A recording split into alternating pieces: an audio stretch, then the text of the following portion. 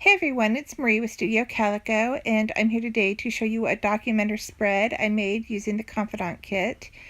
So I start off with my photos, and in this case I'm using a 3x4 page protector, so all of my photos are either 3x4 or smaller.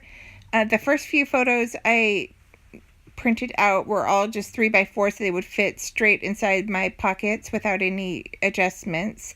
And I put the journaling straight on those photos just to make life easier.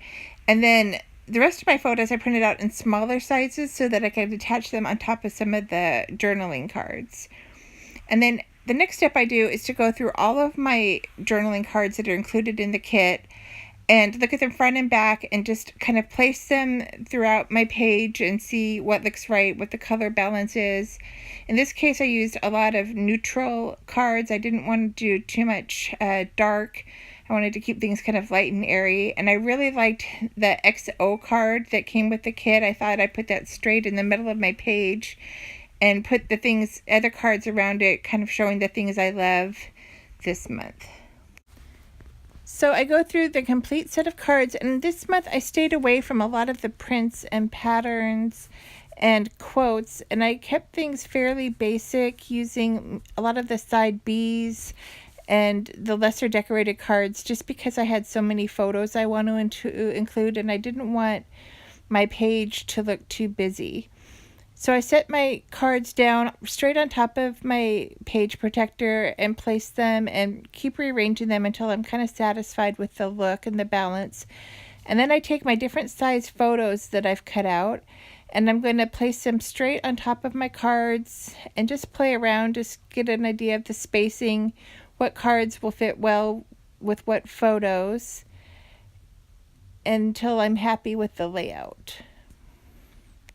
So now that I know what I want where on my page and have a pretty good idea of the overall layout, I'm going to turn my attention to the individual cards and add some decorations to those.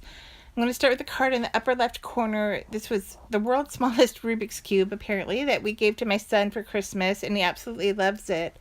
So I took a piece of the packaging from the toy and I added that to my card, and then Jasmine Jones added some really fun little stickers in the kit this month. They have fun sayings on them, and so I measured to see which one would fit well with the card, and I'm going to include that as well.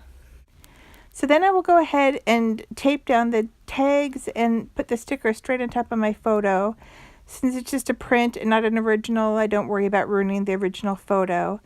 And I'll go through each individual pocket one by one and make sure that I have everything taped down and it looks the way I want to. And then I'll get started putting them each into their individual pockets. I just use a regular tape runner to add photos onto my cards.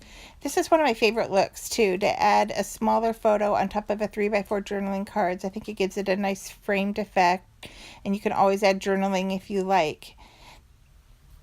Once everything is adhered down, I will start putting things directly into the pockets and get them where I think I want them to go. I can still rearrange them at the end since it's pocket squares and it's not permanent, but at least it gives me a pretty good sense of what direction my page is going in.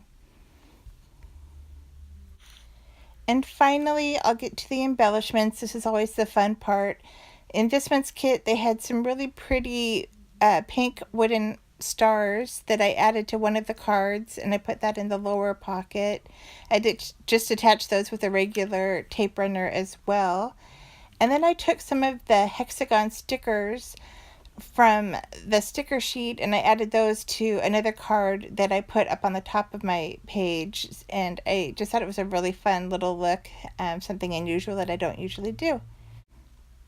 So once I had everything in place, I took one last look through my pages and added a few more touches. I took one of the stamps from the stamp set and added that, and I added another one of the Jasmine Jones stickers to one of my pockets until I was pretty happy with the overall result. And all in all, it was a really quick and easy page, and it came together nicely. Thanks so much for joining me today. Have a great day.